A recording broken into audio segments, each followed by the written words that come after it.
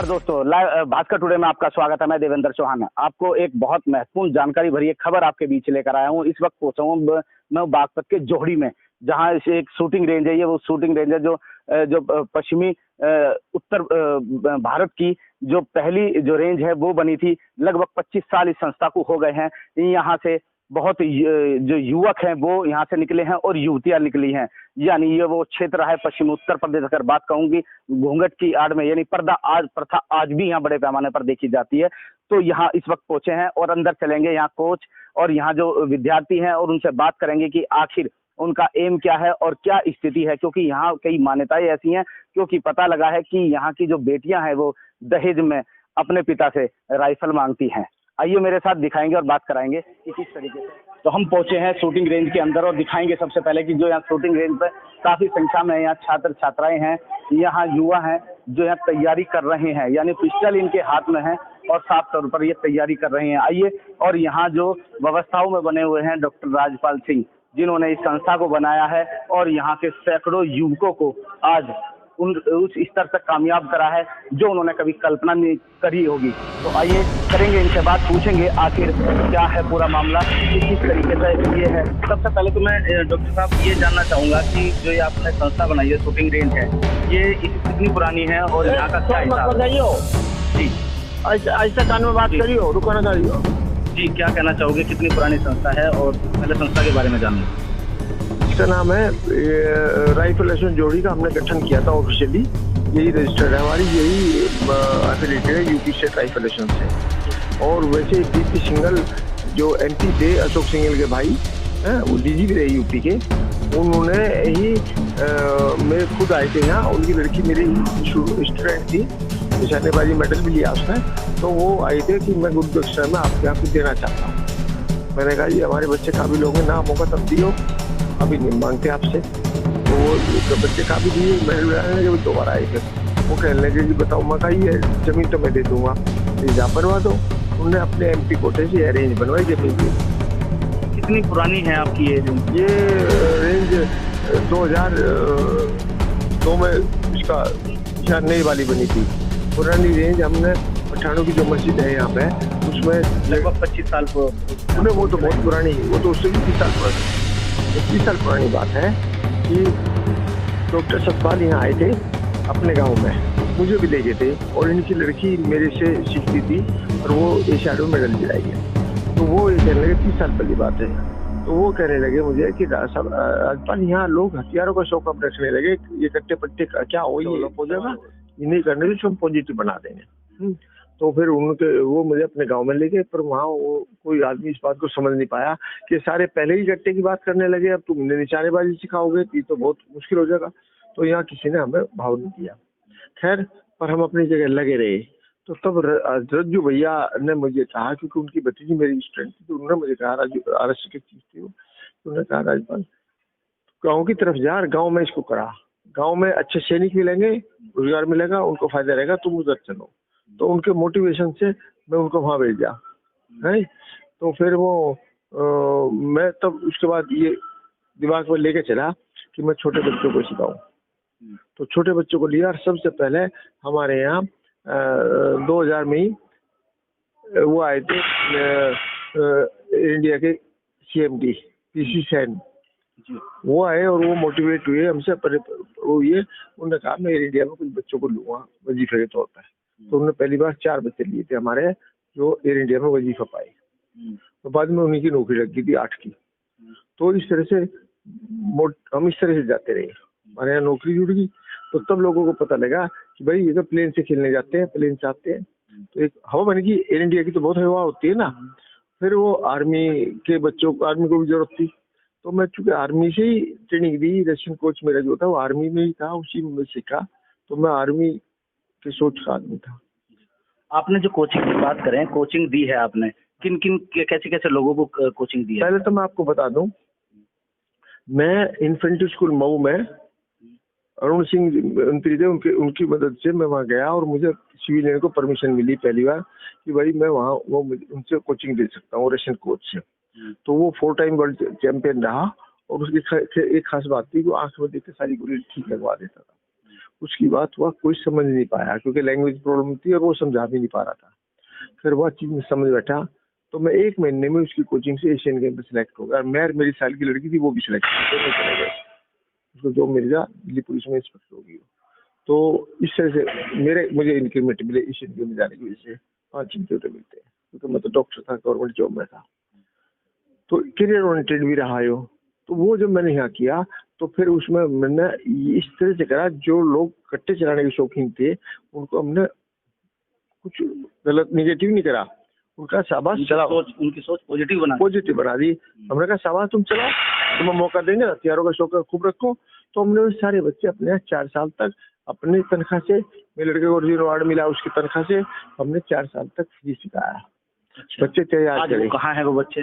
वे बच्चे सब आर्मी में सूबेदार बन गए थे, हवलदार बन गए। यानी जो सब जो जॉबलेस कोई नहीं है, नोटिस जो क्राइम की दुनिया की तरफ बढ़ रहे थे वो आर्मी की तरफ चले गए, तो आर्मी को फायदा होगा। वो सरकारी जो महकमे में तब्दील कर दिया उनको। सर्विसेज में चले गए सब। तो उससे अब जब वो आते हैं, आपकी बात होती है, तो किस तरीके की वो बात करते हैं?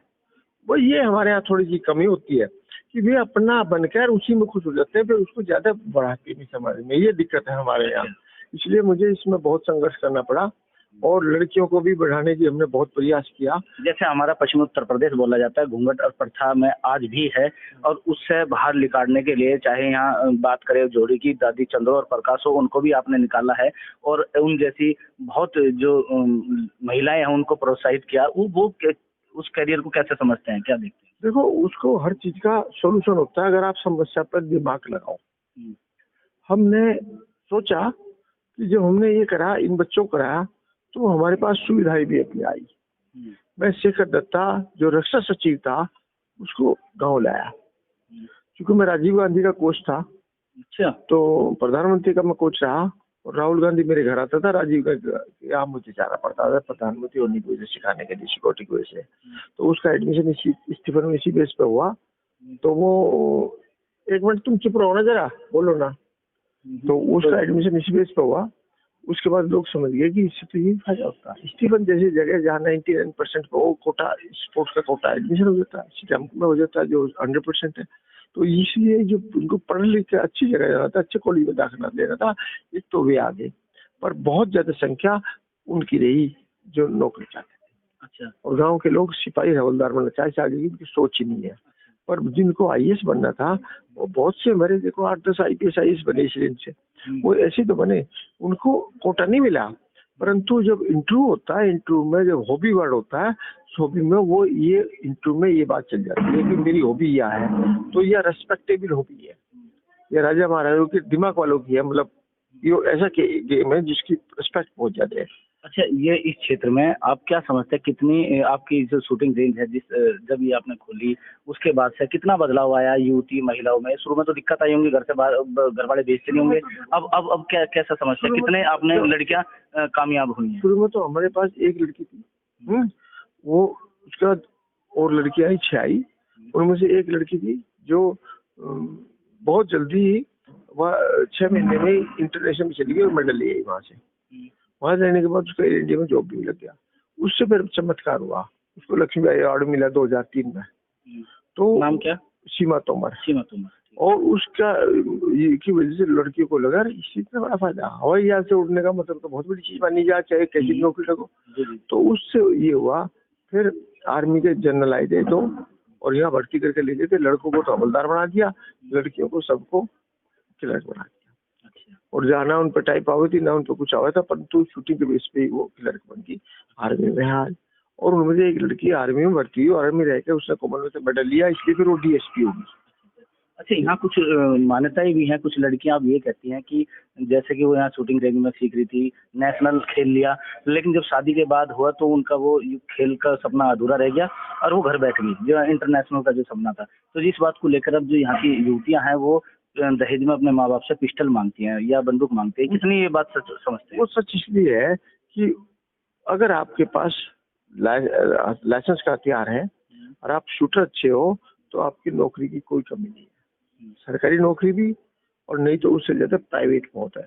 जितने बिजनेसमैन है, जितने इंडस्ट्रीज है, वो चाहते हैं कि मेरी लड़की और मेरी वाइफ के साथ कोई अच्छी भरोसे की निशानेबाज लेडीज मिल जाए।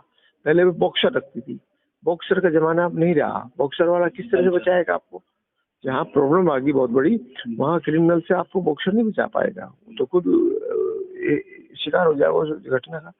तो इसलिए वो हथियार वाले को ही पसंद करते हैं। पहले क्या होता था, आर्मी के रिटायर को रखते थे, वो रिटायर्ड जो होता था वो अपनी जवानी सारी वहाँ दे देता था आर्मी को, तो वो घर की परेशानियों से थक जाता था, हेल्थ के हिसाब से थक जाता था, तो वो स्मार्ट नहीं रहता था। तो उन्हें ऐसा नहीं चाहिए, बॉडीगार्ड जो स्मार्ट हो, तो वे चाहते हैं यंग हो, जिम्मेदारी समझने वाला हो, पर समझदार हो, तो ऐसे होते चाहिए। तो उन्हें यंग की जरूरत है, तो यंग तो फ्रेश ही मिलेंगे उनको। जो आर्मी में अपनी जवानी दे दे उसको उन्हें क्या करेंगे। अच्छा, यहाँ बागपत की अगर बात करें, जो लड़कियां हैं अपने माँ बाप से जो दहेज में पिस्टल मांगते हैं, ये कितना, मतलब कि मैं वही फिर सवाल दोबारा से, कितना सच मानते हैं? आपने बता दिया कि वो कामयाब होने के लिए, लेकिन क्या यहाँ की लड़कियां वाकई में ऐसा करती हैं? यहाँ की नहीं, सब जगह की दिक्कत है। जैसे प्रकाश सिंह बादल ने बुलाया, उसके यहाँ लड़कियों का कॉलेज है, उसने मुझे इस रिक्वेस्ट करी, डॉक्टर साहब हमारे यहाँ लड़कियों को बढ़ाओ, क्योंकि सरदारों में महिला भी लड़कियां भी सब निशानेबाजी में बराबर की हकदार मानी जाती है।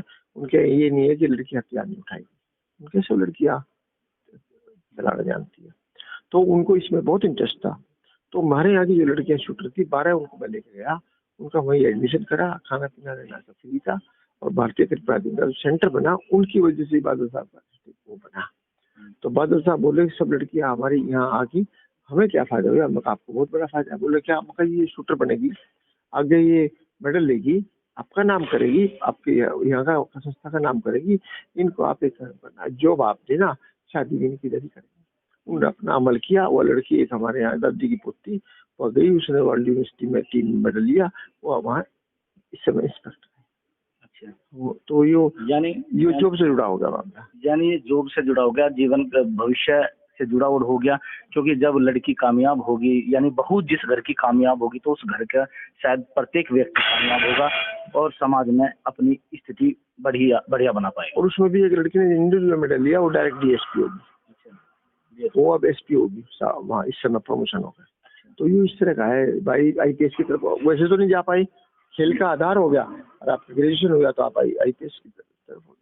तो ये खेल का आधार है, और जहाँ जो लड़कियां हैं वो इतना बड़ा मुकाम हासिल कर रही हैं, जो कि अगर बात करूं पुराने समय में जो महिलाओं को जो दर्जा था वो शायद जो पुरुष थे उनके बराबर का नहीं था।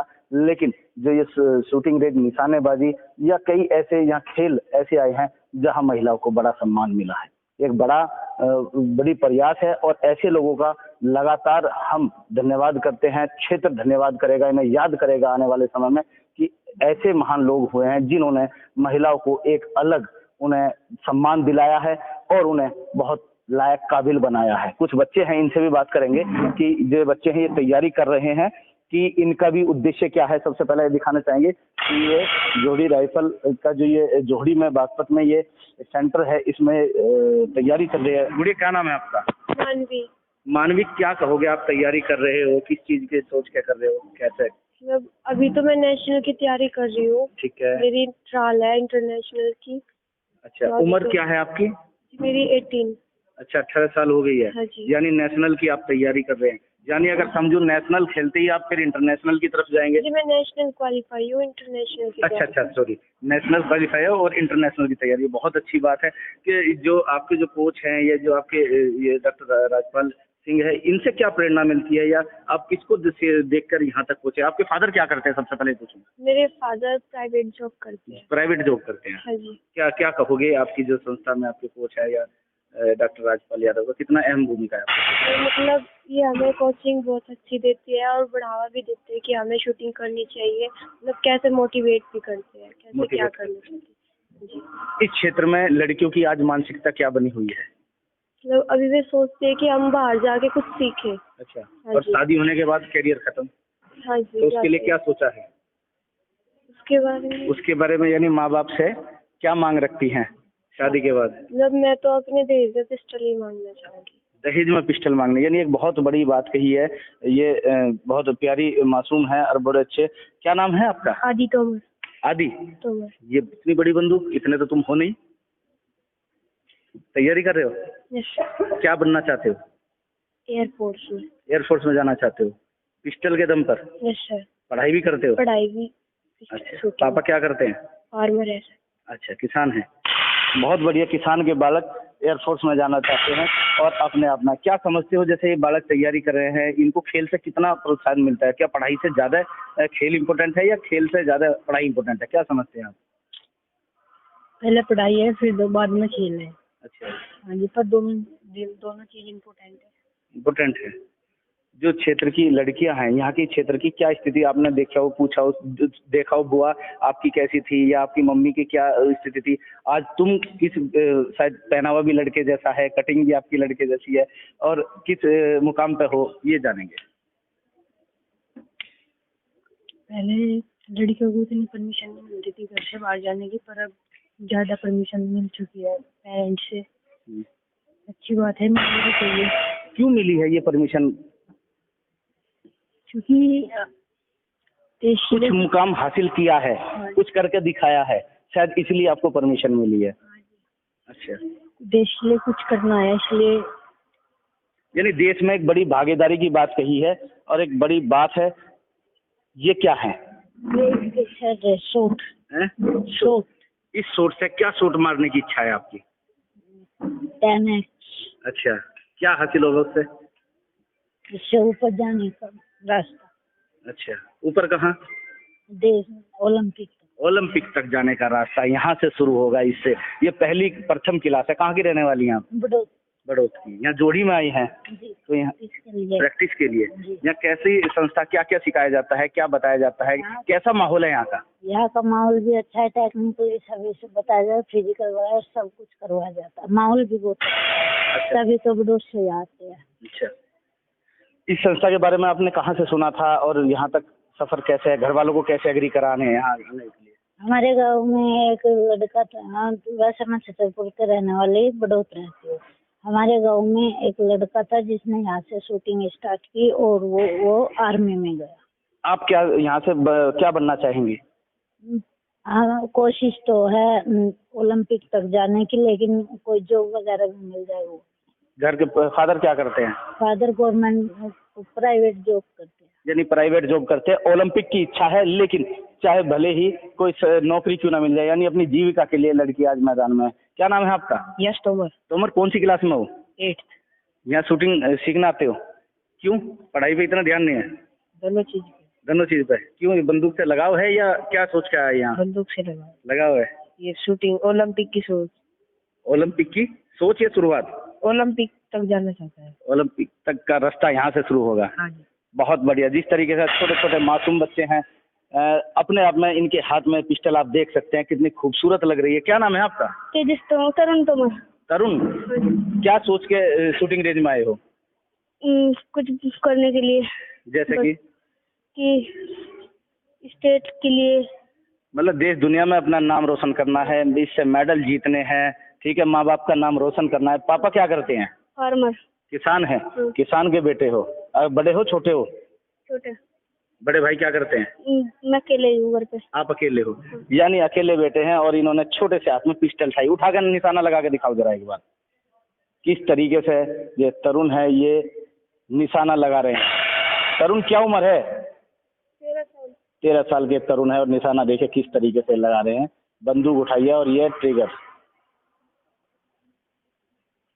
तो देखा आपने, ये मासूम बच्चों के हाथ में ये पिस्टल है। इनकी सोच, इनका जज्बा, इनको कहीं ना कहीं नमस्कार है कि जिस तरीके से इन मासूम बच्चों ने बेड़ा उठाया है, यानी इंटरनेशनल खेलने का, ओलंपिक खेलने का और देश दुनिया में अपने और अपनों का नाम रोशन करने का। इसको लेकर अगर बात कहूँ, डॉक्टर राजपाल सिंह का एक बहुत बड़ा सहयोग देखने को मिल रहा है, जहां मासूम बच्चों के हाथ में पिस्टल दे दी और उन मासूम बच्चों ने आज इतने यहाँ से जा चुके हैं जिन्होंने देश दुनिया में उनका नाम रोशन किया है।